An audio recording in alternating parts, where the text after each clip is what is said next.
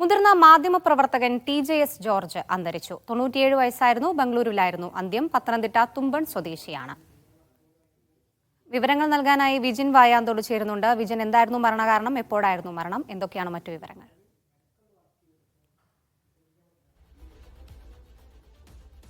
കുറച്ച് ദിവസമായി TJS George അദ്ദേഹം ആശുപത്രിയിൽ, ബാംഗ്ലൂരിലെ ഒരു സ്വകാര്യ ആശുപത്രിയിൽ ചികിത്സയിലായിരുന്നു.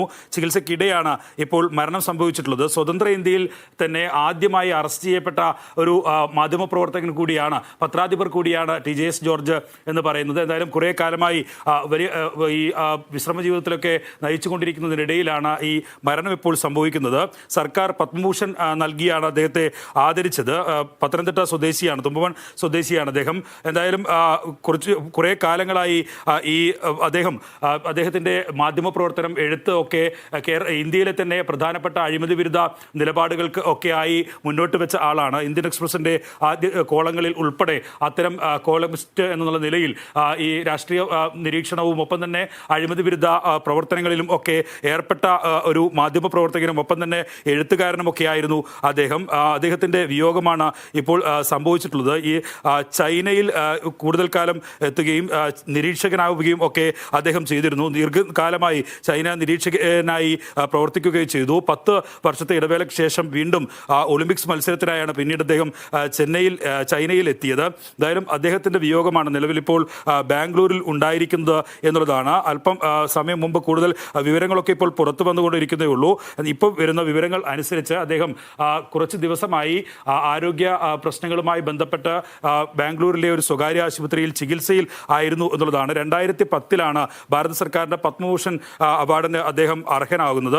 അതിനുശേഷവും മാധ്യമപ്രവർത്തകൻ എന്നുള്ള നിലയിൽ അദ്ദേഹത്തിൻ്റെ പ്രവർത്തനം തുടരുകയായിരുന്നു. ഇന്ത്യൻ എക്സ്പ്രസിലെ പ്രവർത്തനത്തിന് ശേഷം സ്വതന്ത്രമായി അദ്ദേഹം ഒരു മാധ്യമപ്രവർത്തന നിലയിലേക്ക് ഒരു പത്രവുമായി ഒക്കെ മുന്നോട്ട് പോകുന്ന സാഹചര്യം ഒക്കെ ഉണ്ടായിരുന്നു. ഇംഗ്ലീഷ് സാഹിത്യത്തിൽ ഒപ്പം തന്നെ മദ്രാസ് ക്രിസ്ത്യൻ കോളേജിൽ നിന്നുമൊക്കെ ഓണേഴ്സ് ബിരുദം അദ്ദേഹം കരസ്ഥമാക്കിയിട്ടുണ്ട്.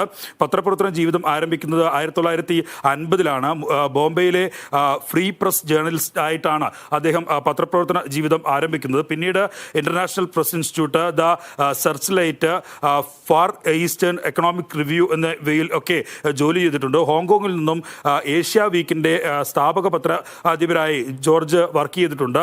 ഒപ്പം തന്നെ ഇന്ത്യയിലെ മുതിർന്ന പത്രപ്രവർത്തകരിൽ ഏറ്റവും പ്രഗത്ഭരായ കോളമിസ്റ്റ് ആയിട്ടാണ് അദ്ദേഹം അറിയപ്പെടുന്നത്. അനീതി, രാഷ്ട്രീയ അരാജകത്വം എന്നിവയ്ക്കെതിരെയുള്ള അദ്ദേഹത്തിൻ്റെ പോരാട്ടം ആയിരുന്നു എന്നും നടത്തിക്കൊണ്ടിരിക്കുന്നത്. ഞാൻ നേരത്തെ സൂചിപ്പിച്ചതുപോലെ രാഷ്ട്രീയപരമായ പലതരത്തിലുള്ള നിരീക്ഷണങ്ങളും ഒപ്പം തന്നെ രാഷ്ട്രീയത്തിലെ മോശമായ പ്രവണതകൾക്കെതിരായ വലിയ തരത്തിലുള്ള പോരാട്ടം തന്നെയായിരുന്നു മാധ്യമപ്രവർത്തകൻ എന്നുള്ള നിലയിൽ TJS ജോർജ് നടത്തിയിരുന്നത്.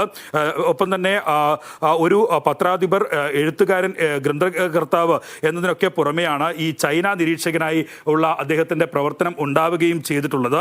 അങ്ങനെ ദീർഘനാളായി ഇന്ത്യയിലെ തന്നെ മാധ്യമപ്രവർത്തനത്തിലെ ഏറ്റവും പ്രധാനപ്പെട്ട ഒരു ഏടാണ് ഇപ്പോൾ TJS ജോർജിൻ്റെ മരണത്തിലൂടെ അവസാനിക്കുന്നത്.